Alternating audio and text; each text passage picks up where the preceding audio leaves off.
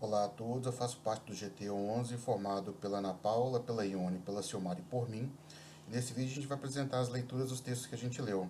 Começando por mim, falando do texto de Magda Soares, depois a Ana Paula fala do texto de Kleiman, a Ione passa falando do texto de Magalhães e a Silmara fecha com o texto de Matêncio. No texto de Magda Soares, a autora procura definir o termo letramento. Nesse texto, publicado originalmente em 98, a autora discorre sobre esse termo que vai se tornar um dos mais importantes na linguística aplicada e na educação nos últimos anos. Não somente o termo original, mas também os derivados, como o letramento crítico, digital, visual e etc.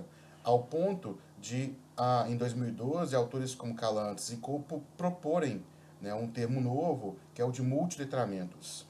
Nesse texto, a Magda Soares caracteriza letramento a partir de 3 gêneros. Um verbete dicionário, que é um texto informativo feito para professores, um texto didático, produzido para professores de informação, e um ensaio produzido para a Unesco, voltado para especialistas. Nesse texto, a autora caracteriza letramento comparando e contrastando com outros termos também conhecidos, como alfabeto, alfabetizar, letrado, letrada, etc. Mas, apesar de fazer esse paralelo, a autora centra a sua discussão na distinção entre alfabetismo e letramento.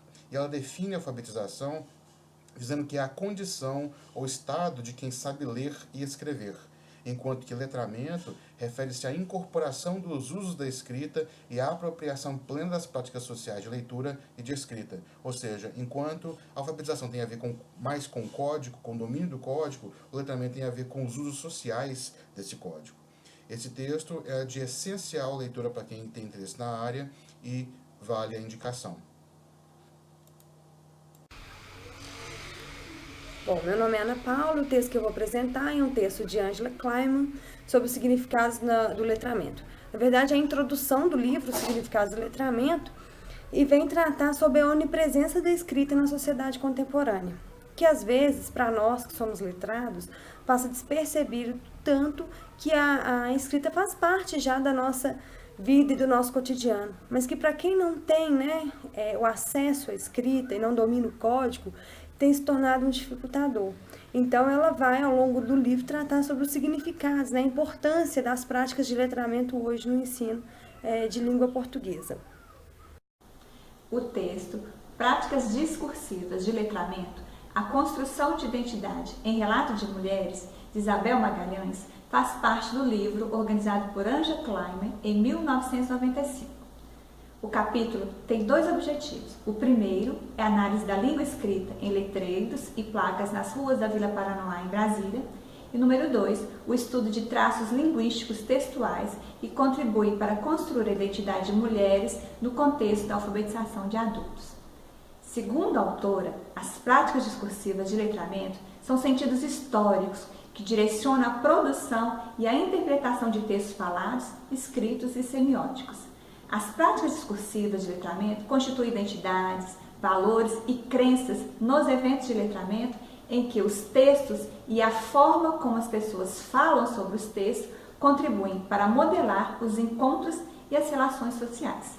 Não há como descontextualizar a escrita da prática social. As identidades sociais são constituídas pelo discurso, compreendido como prática social. Podemos concluir que a língua escrita contribui para organizar contextos ou domínios comunitários e institucionais.